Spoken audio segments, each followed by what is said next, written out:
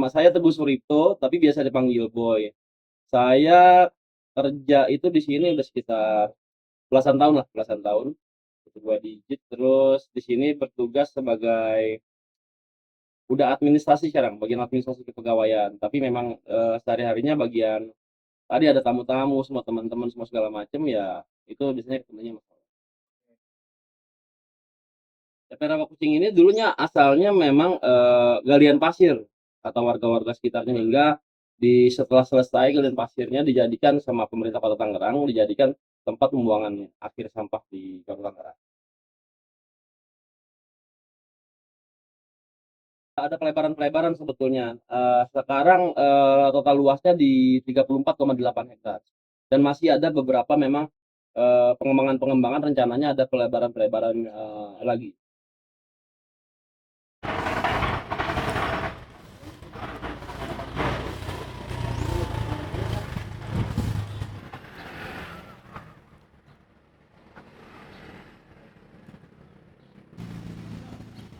Yes. Warnanya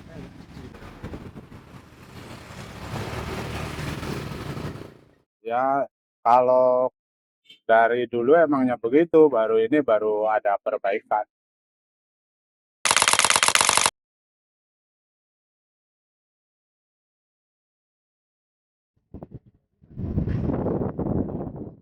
Ada 3 sistem di masalah pengolahan sampah ya. Yang pertama adalah open dumping. Open dumping itu di mana sampah-sampah ditumpuk begitu aja gitu. Terus kalau control landfill itu adalah tempat sampahnya, tempat buangannya kita bentuk dulu. Sudah kita bentuk cekungan, semua segala macam, lalu kita pasangin geomembran, geotekstil dan penipaan biasanya buat air lindi sama buat gas metan.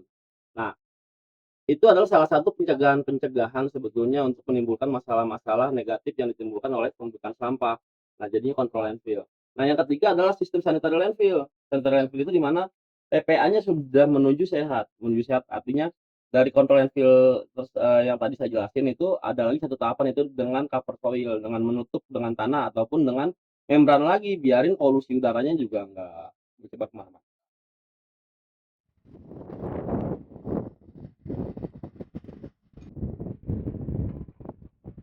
Sampah TP Rawakucing itu melayani sampah seluruh masyarakat Kota Tangerang yang ada di sampah-sampah yang ada di Kota Tangerang ini termasuk dari mall, di sekolah, semua segala macam ataupun masyarakat semua segala macamnya itu masuk ke TP Rawakucing dan kita timbang, kita lakukan penimbangan hingga didapat itu sekitar kurang lebih 1.500 ton per hari.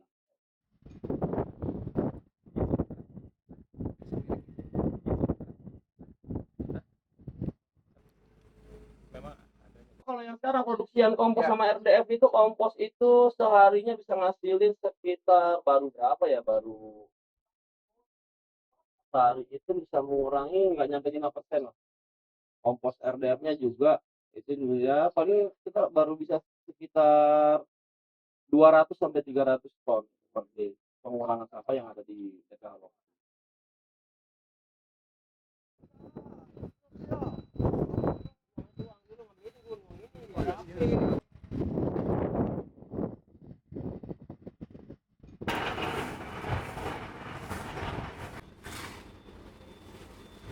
Ya, jumlah pegawai di TPA hari ini 120 orang termasuk staffing. Jadi kita bekerja di 24/7 artinya TPA nggak ada liburnya. Kita ngurusin sampah tiap hari. Kurang sih, kurang ya kami butuh beberapa tenaga lagi.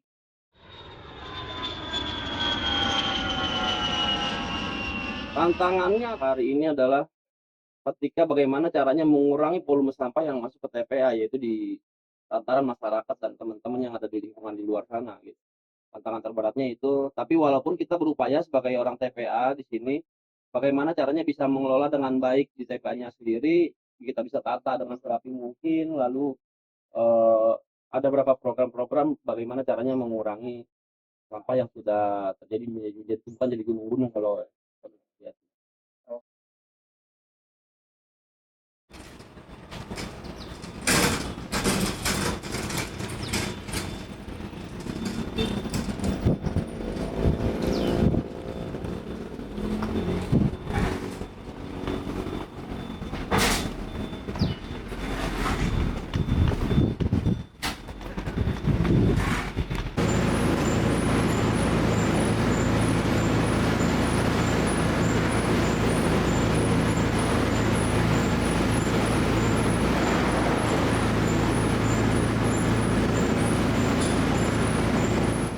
pengolahan sampah itu di TPS sendiri ada unit kompos maupun unit RDF.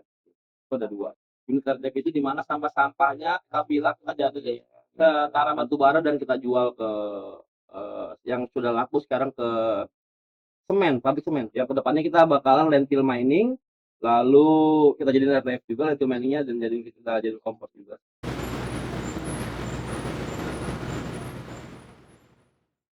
Kita tutup tidak gimana caranya tidak mencemari lingkungan yang lain.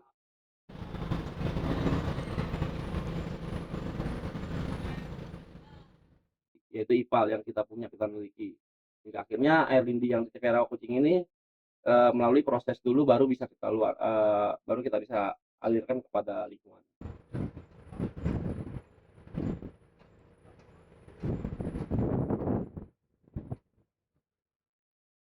Masalah sampah juga kan kita harus melihat budaya yang baru nih, budayanya masyarakat sekitar gitu loh. Budaya-budaya ini menjadi penting nih. Cara makan kalian, cara berpakaian kalian, budaya hidup ini juga menjadi salah satu efek jenis-jenis sampah yang kita terima kayak gitu loh. Hingga akhirnya juga mesti ada pembaruan-pembaruan yang kita harus lakukan tiap tahun.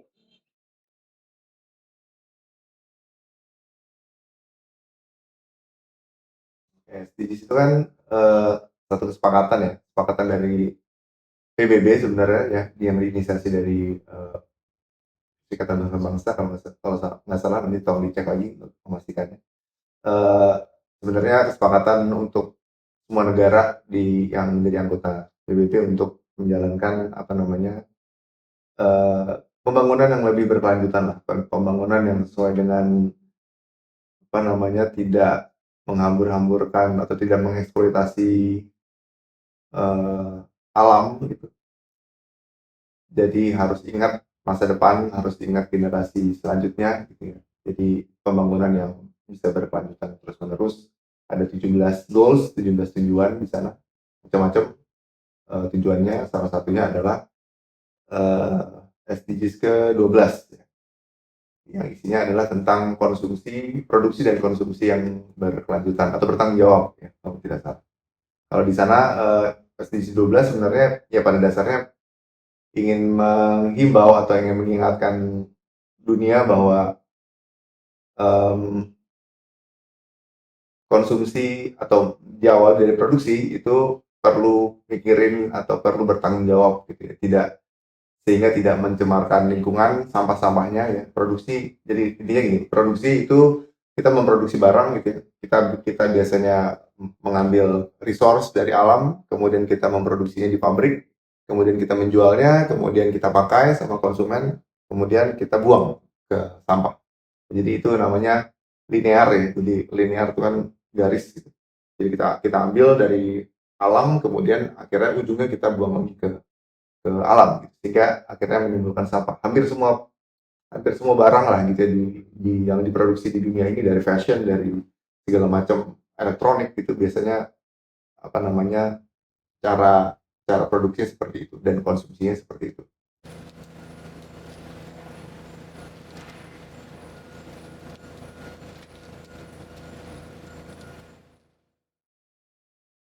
Dalam ilmu ekonomi namanya eksternalitas negatif ya. Jadi sesuatu yang membuat berdampak negatif gitu setelah diproduksi kemudian berdampak negatif.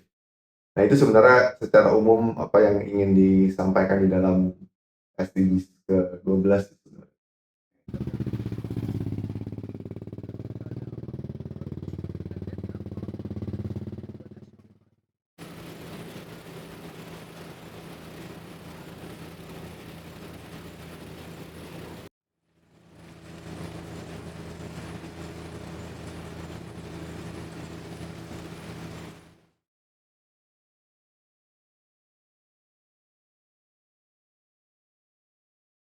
Ya, kalau menurut saya sih bagaimana indikator bisa tercapai sebenarnya ya kita lihat aja dari sampah-sampah yang ada di sekitar kita gitu ya. Apakah sudah diurus dengan baik gitu ya.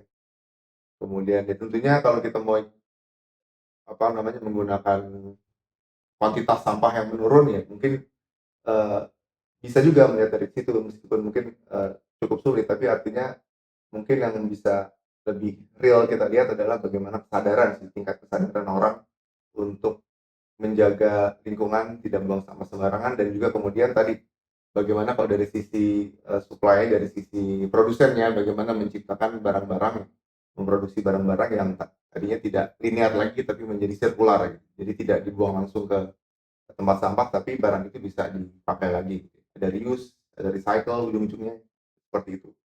Nah, kalau misalnya semakin banyak orang-orang atau produsen yang melakukan itu, ya mungkin bisa dibilang sebagai satu indikator kesuksesan.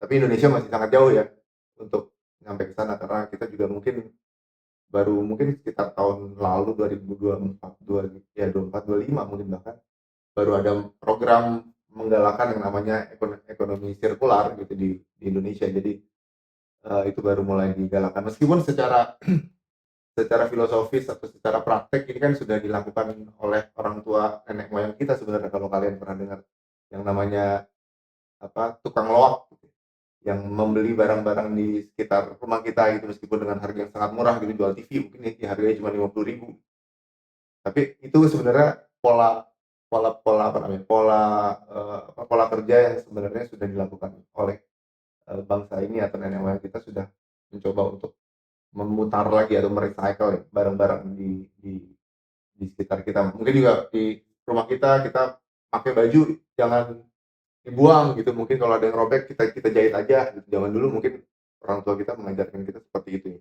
Dan jadi sebenarnya pola pikir seperti itu di bangsa ini sudah ada sebenarnya. Jadi harusnya ini bisa bisa membantu kita untuk membangkitkan lagi cara pikir, pola pikir seperti itu lagi, sehingga barang-barang tadi yang diproduksi tidak langsung dibuang tapi juga bisa dirawat dan kemudian bisa diperbaiki kalau misalnya rusak. Jadi nggak boros, intinya gitu sih sebenarnya. Produksi atau konsumsi yang berkelanjutan itu intinya kita tidak boros, tidak beli barang yang kita inginkan tapi yang kita butuhkan, bukan wants tapi needs.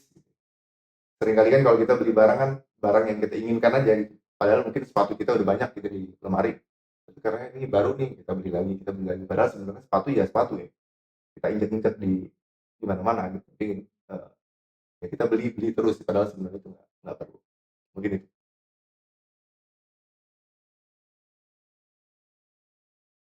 Orang beli kebanyakan, mungkin kalau kita dari sisi kita ya, dari sisi kita sebagai konsumen, mungkin perlu disadarkan bahwa kita beli barang yang sesuai apa yang kita butuhkan, apa yang kita mau.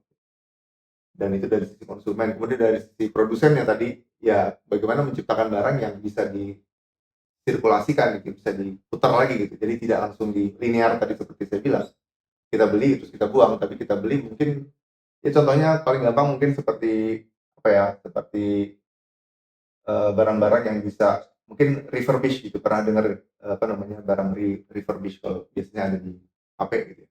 Tapi kan kita seringkali nggak mau beli barang refurbish gitu, karena barangnya rusak atau gengsi aja gitu sebenarnya.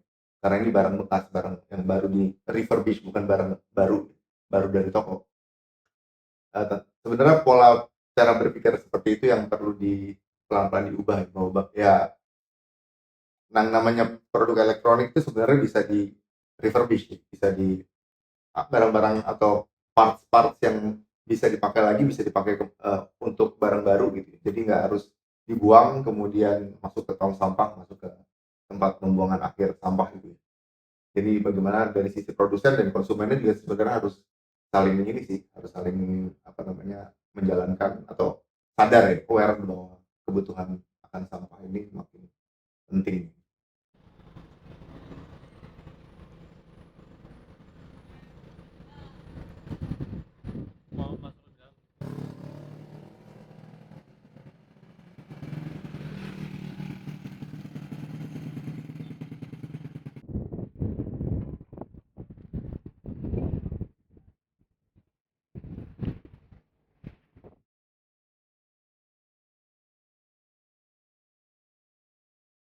Oke, kalau kalian lewat Bantar Gebang atau lewat ini apa, jalan tol Cijago ya, yang baru ya, dari sini dari BSD dari Serpong ke Jagorawi ke sana lah. Itu kalau kita akan lewat Bantar Gebang, lewat apa namanya daerah Bantar Gebang, dan kita akan bisa melihat tumpukan sampah dari jalan tol tersebut ya.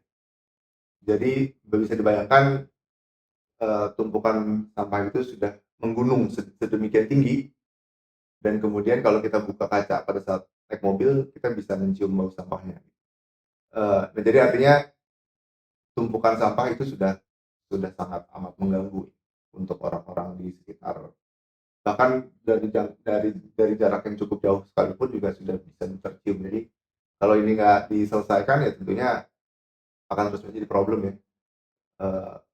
Banyak yang, atau ada cara lain misalnya memindahkan dari Bantar Gebang ke tempat lain, tapi sama aja gitu. Memindahkan satu kotoran ke tempat yang lain kan sama aja, hanya memindahkan saja gitu. Jadi harus ada solusi yang lebih konkret ya. Jadi ya menurut saya sih paling paling penting adalah menumbuhkan awareness bahwa ya sampah ini sudah sedemikian masifnya ada di dunia ini, termasuk yang thrifting. Thrifting itu kan juga sama ya, jadi barang dari Cina, barang dari luar negeri, kemudian barang pakaian gitu, baju-baju yang sudah tidak, yang bekas, kemudian dikirimkan ke Indonesia, padahal sebenarnya barang bekas di sana gitu. Tapi karena mereka udah nggak punya tempat penampungan, ya udah dia buang aja ke Indonesia atau ke negara lain. Ya problemnya sebenarnya sama gitu, dengan negara lain juga.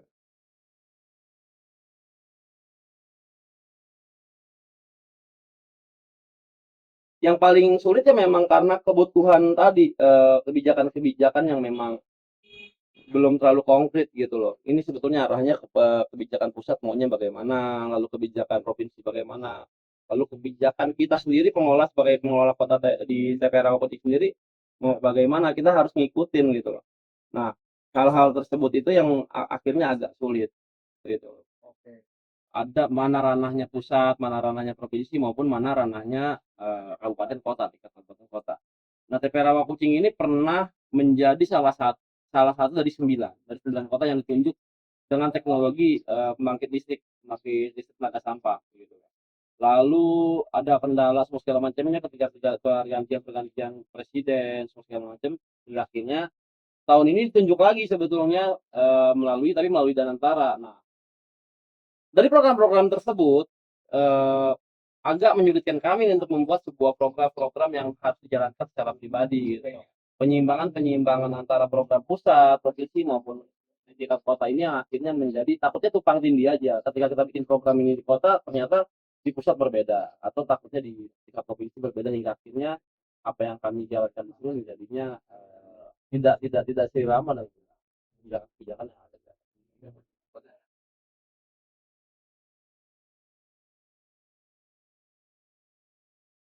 Ini pun belum terlalu serius karena tadi berbicaranya masyarakat sampah itu belum menjadi kepentingan utama sebetulnya. Apakah masyarakat akan menerima ketika anggaran ini terlalu besar dibanding anggaran pendidikan atau anggaran kesehatan semua segala macam, kan ini. Ini yang harusnya menjadikan teman-teman juga seberapa penting sih ngurusin sampah.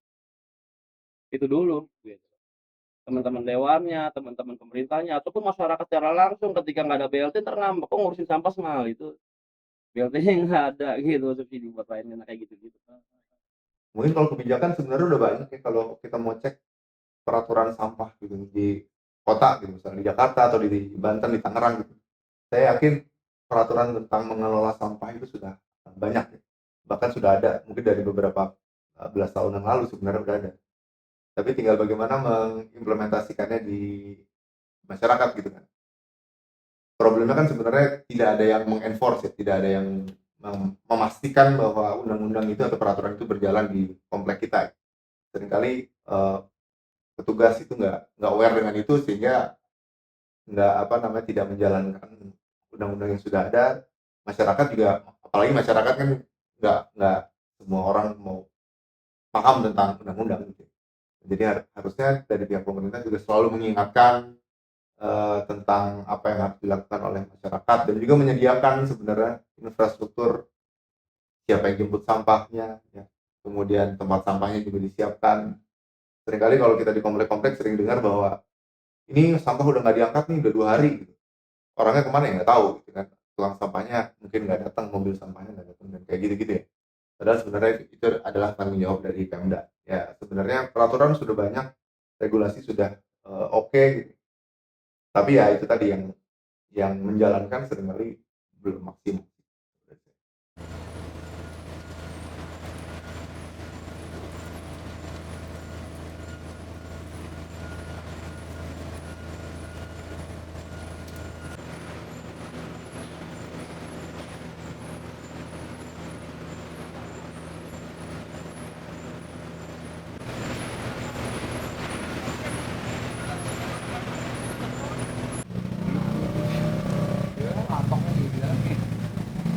Kalau saya rasa sih perannya cukup cukup banyak ya. Bahkan dia udah masuk ke apa namanya nasional gitu ya.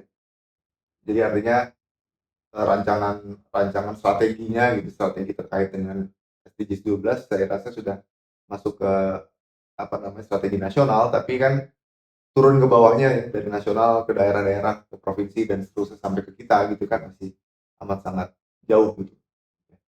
Ya ini nggak berhenti atau bukan hanya karena SDGs 12, tapi mungkin semua SDGs ya problemnya sama ya, karena negara kita begitu luasnya, kemudian juga tingkat pendidikannya beda-beda dan seterusnya ya. Kita tahu alasannya, tapi ya faktanya begitu.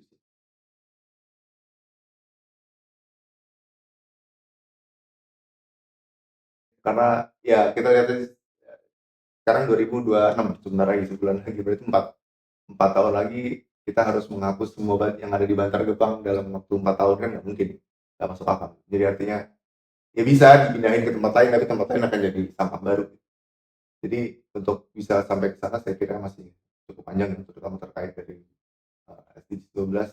Mindset kita, mindset produsennya, mindset konsumennya juga belum belum tumbuh gitu ya untuk bisa tadi kalau dari konsumen lebih mencari yang needs bukan yang wants, bukan keinginan tapi kebutuhan. Produsen juga perlu mendesain ulang lagi bagaimana memproduksi barang sehingga tidak linear, tadi tidak membuat kemudian selesai dipakai dibuang. Jadi perlu mindset dan konsep baru untuk itu.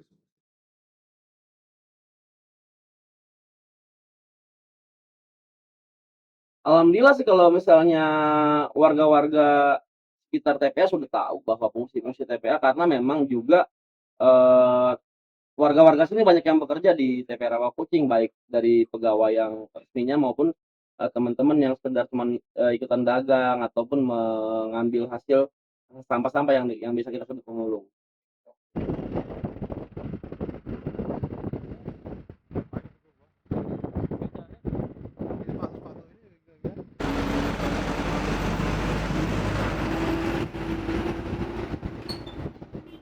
Kebetulan warga-warga di lingkungan TPA Rawakucing ini memang sering banget komunikasi sama kita, dan ada beberapa warga-warga yang memang akhirnya teman-teman yang kerja di sini yang jadi RT-nya, jadi RW-nya begitu, hingga akhirnya bisa mengkomunikasikan ini dengan lingkungan juga baik. Ini ada yang kerja di sini juga bisa menyampaikan program-program apa yang kita lakukan maupun keluhan-keluhan masyarakat kan bisa disampaikan langsung kepada saya, kepada kami.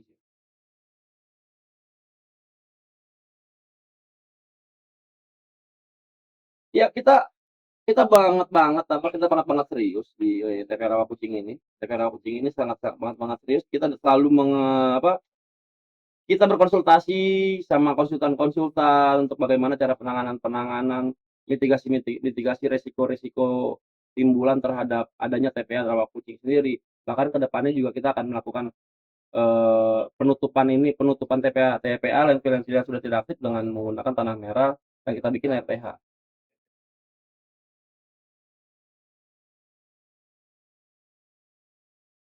Nah, kita nih memang harus terus, berupaya untuk Kota Tangerang ini berupaya untuk melayani sampah ini dengan baik, dengan pengelolaannya dengan baik yang kemarin ada pembangunan itu pembangunan untuk memisahkan antara daerah sampah maupun, sama warga, aktivitas warga. Tapi dimulai tahun besok, 2026 Januari, kita sudah memulai beberapa teknologi yang akan kita turunin di sini. Hingga akhirnya ketika situ sudah maksimal, kita coba terus.